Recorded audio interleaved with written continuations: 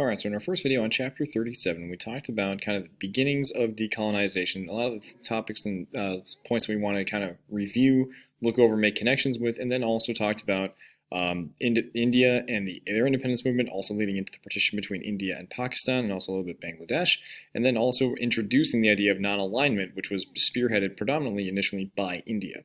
So in this second video, we're going to talk about Vietnam and the Vietnam conflict, as well as the movement of, or lifestyles under the communist Chinese regime, predominantly looking at, the Great Leap Forward, the Cultural Revolution, and then the reactions to those as a result. So within Vietnam, okay, this little, I shouldn't say little, but, very much very coastal country along the rivers, in many places, but also with a lot of highlands and mountains and jungle on the interior. So being a former French colony that had been conquered and taken over by the Japanese in World War II, and then retaken over partially by the French following the war, because the French did not want to give up their colonies, as we will again revisit this, as a result of losing in World War II, fight tooth and nail to hold on. All right, but unfortunately, they do in fact, the French do lose, because here we have a little map of the expansion of the Japanese Empire. The French would come back in and are defeated in 1954. So it's actually about a 7-year-long conflict fighting against guerrillas led by Ho Chi Minh in the northern half of Vietnam, defeated finally at Dien Bien Phu in 1954. Then they set up the Geneva Accords, or the Geneva Convention, to determine how to split Vietnam, and they'll then eventually allow for free and fair elections to determine their form of government. But the United States does not like this idea, because they see where this is going. Because Ho Chi Minh is very popular, he's got a very strong base, decided to split the country between the communist North and the democratic South, led by a number of, different governments, initially by Ngo Dinh Diem, who, despite being a ally of the United States, not very fond of democratic reforms or freedom of religion in many cases, which we'll talk about here in a sec. This is kind of that demilitarized zone, similar to what you'd see in South and North Korea, but this was again only meant to be a temporary thing. So the U.S. gets involved as a result of its containment theory, or the containment plan of communism, but also falling in the domino theory that if one country falls to communism, others will happen as well. The unfortunate thing is that you have two very different leaders. You have the very popular Ho Chi Minh, right, who's been advocating for Vietnamese independence for decades, and Ngo Dinh Diem on the right. Now, Diem himself is not very popular in the United States, so much because of the fact that he, again, doesn't really allow for a whole lot of free and fair elections, is very much persecuting Buddhist monks, or just Buddhist people, because Diem himself is Catholic, and persecutes a lot of non-Christians throughout the country, which the vast majority are, or taking away their rights, freedom of speech, freedom of expression, things of that nature, while also contesting with a guerrilla war led by the forces of Ho Chi Minh with the North Vietnamese Army, or the guerrilla Viet Cong. So the U.S. Replaces Diem in the early 1960s and continues to fight a protracted guerrilla war against them, while also heavily bombing the location. But because Ho Chi Minh has been fighting for freedom for a very, very long time against the French and the Japanese, and has won both times, his followers definitely believe in him. They believe that eventually they will outlast the United States. Maybe not in terms of being able to attack the U.S. ever, but in order to, draw out U.S. blood. So the U.S. kind of has no realistic goals. They're not going to invade North Vietnam, again, more or less out of fear of angering China, similar to the Korean War. And so they bomb them, they attack the guerrilla outpost, they go try into attacking the Ho Chi Minh Trail, kind of shown a little bit here, and kind of a thing about, how do the North Vietnamese Army and the Viet Cong bring in forces and supplies into South Vietnam beyond the border, which again makes it very difficult for the U.S. to really target anything other than North Vietnamese cities and areas that they believe to be presumed along the trail. And kind of how good is the trail? Well, it's good enough to hide this kind of guy right here, right, in that top right picture. And also the Viet Cong themselves as a guerrilla force could be anyone, dressed as anything, located anywhere. So much so that they actually, during the Tet Offensive at the beginning of 1968, completely surprised the United States, who were claiming that they were winning the war, which did not work. so much so that they actually, for a couple of hours, took the American embassy in Saigon, which was the South Vietnamese capital. So yeah, kind of using helicopters to, drop off soldiers, go in and attack, pull back. Not a very good cohesive strategy for fighting the Vietnamese, because while they can inflict bodily damage, it's not breaking the spirit of the communists. So Walter Cronkite, who's kind of the leading American correspondent, one of the most popular figures in the United States in popular media, he visits Korea or Vietnam after the Tet Offensive and says it has to end in a stalemate, to then President Johnson, who had escalated American involvement in the conflict once he ascended the presidency in 1963. He never really saw a way out, but he kind of got the U.S. further involved. And so when he saw that Cronkite said that the war was going to end in a stalemate, it couldn't be won, LBJ said, if I've lost Cronkite, I've lost Middle America. And so LBJ decides not to, intervene, or sorry, not to intervene. He decides not to run for president again. A short time afterwards, also not just in relation to Vietnam, but also the pressure from Bobby Kennedy. And also American support is waning for the war as a result. So the war itself will also expand into South Vietnam, or not South Vietnam, Cambodia too. Also expands into Cambodia to go and fight again to prevent or to try and stop and pretty much take out the Ho Chi Minh Trail, which is again unsuccessful. So, and then in 1973, the U.S. signs a treaty with the North Vietnamese, pulls out most of its forces, still sort of helps oversee the South Vietnamese forces and army. It's supporting the government, which has become more democratic, but doesn't have a whole lot of backing or popular support. And just 2 years later, in 1975, Vietnam or South Vietnam falls completely to the North Vietnamese. And that's really ends the conflict with this protracted long guerrilla war.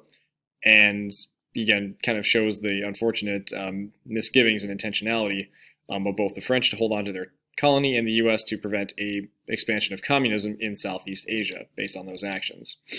So then changing time periods a little bit more northward in terms of geographic location, but also kind of backtracking a little bit to that beginnings of communist China. So we've talked about China before, in the sense that, again, when the communists take over, as a result, winning their long protracted revolution against the nationalists, the Kuomintang, led by Chiang Kai-shek, really most of that success as a relation because of World War II, where most of their forces remain intact, fighting guerrilla warfare, while most of the mainstream Chinese army, led by Chiang Kai-shek, is facing the Japanese. They build up a lot of momentum and support.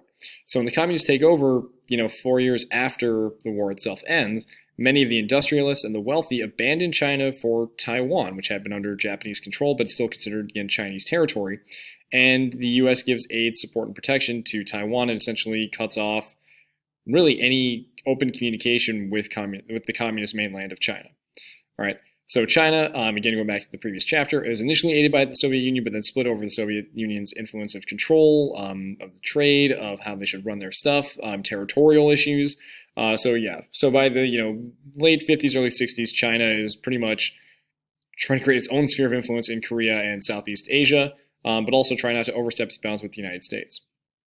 So some of the main changes that happen within communist China. So obviously tight government control of the society, similar to what we see within the Soviet Union and their satellite states in Eastern Europe, especially under the issues of law and the economy, at least until the 1980s, as we'll kind of see that a little bit today in this video, but then also in the next chapter.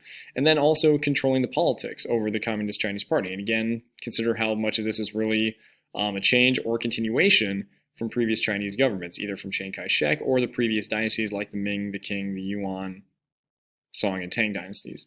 All right, but the goal is to make, again, China more economically dependent or independent on its own. And so you want to think, can continuity change, maybe a change of what it's like, compared to where they were previously, but is it a very long continual change, or is it a very long continuity with some hiccups in between? So one of the things that Mao Zedong, as the premier of China, pushes for is the encouraging of gender equity.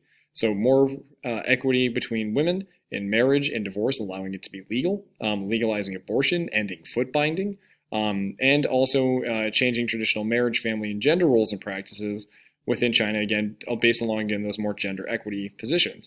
And typically, this is considered to be very anti-Confucian and very anti-elitist of what China had been, all right, because much of this had actually become a basis for what Mao Zedong believed in based on the roles that women had played within Chinese society and the Chinese rebellions, such as the Taiping and the Boxer Rebellion, and also fighting the nationalists in the 20s and 30s, because the nationalists had tried to take away some of those gains initially made following the end of the Qing dynasty in 1911, 1912.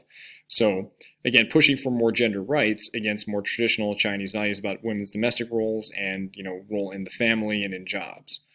Okay, so then we get to the actual policies in terms of trying to modernize Japan in terms of its economy. So similar to Joseph Stalin's 5-year plans in the Soviet Union, what we see here in China is what we know as the Great Leap Forward. All right, and this happens again at the end of the 50s, kind of along those, a little bit beyond China's version of the 5-year plan, but very similar again in terms of focusing on industrialization. But Mao also knows that most of his followers and supporters are from the rural areas. So initially, this is kind of what he is focused on. So you got to think, is this a contrast or comparison to Lenin and his views of the Soviet Union? All right, so the plan is, and again, we want to think about similarities to the Soviet Union, to develop China via collectivization of agriculture, giving land initially to the peasants before, again, changing it for full collectivization from the landowning elites and via communal land ownership, and then later on ending private farming and market farming, which peasants had for a few years in the 50s, to make the areas more self-sufficient, more industrial, and again, not making it very consumer friendly. So essentially building it for the whole of the country rather than for consumer goods and products. Right. So you have to remember, China is more rural than the Soviet Union and also has a bigger population, less economically and industrially developed as them, having lower literacy rates, and also not as much new agricultural lands to open up for development too. So unfortunately, some of the drawbacks of the Great Leap Forward led to a lot of famines, and about 20 million people died as quotas were too high, not enough mechanization or support to grow the food. A lot of resistance to the collectivization from the peasant farmers. And then also the weather during those years was not good either. And then you get this poor communication, erosion of land for the increased growth, and the huge population growth does not help all of these factors. Right.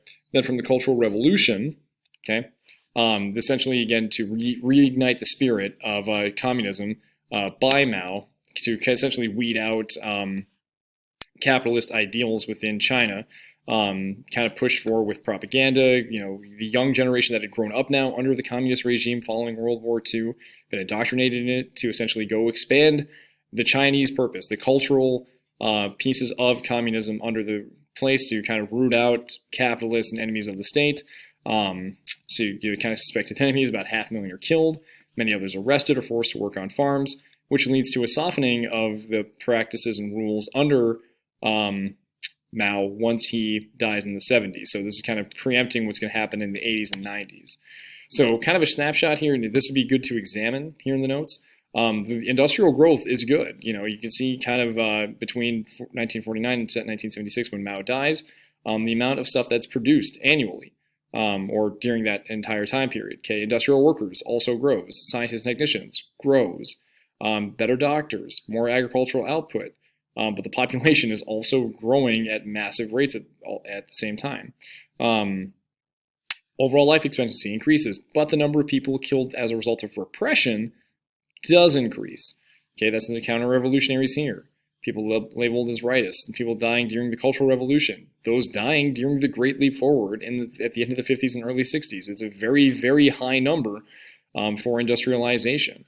All right, so again, there are benefits and there are drawbacks. You got to understand what you're seeing here and what that causes. And then this number up here from a different source that said national productivity during the Cultural Revolution and following the Great Leap Forward led to productivity falling in the mid-60s.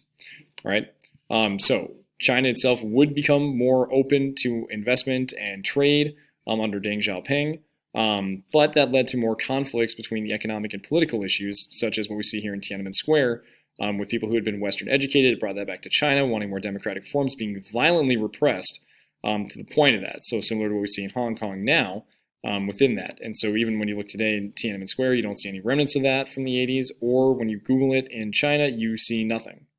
You can't look that up. That's actually kind of a red flag. So that summarizes China and Vietnam here for chapter 37 and the changes of communism underneath them.